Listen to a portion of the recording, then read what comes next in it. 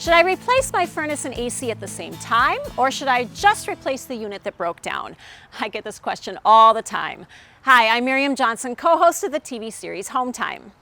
Deciding to replace one or both pieces of heating or air conditioning equipment can be a real dilemma. You may be tempted to just replace the unit that's giving you trouble, and then replace the other unit at a later date.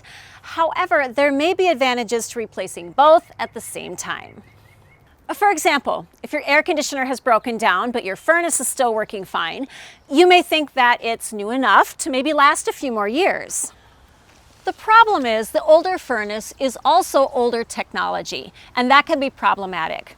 Old and new technology don't work well together, and therefore you're not going to get that energy efficiency that you paid for with your new AC. Furnace and AC systems built today are more energy efficient than ever. In fact, today's technology can save you 20% on energy bills compared to a system built just 10 years ago. If you replace just one piece of equipment and you mix these technologies, then energy efficiency and comfort is lower on both units and their lifespan decreases.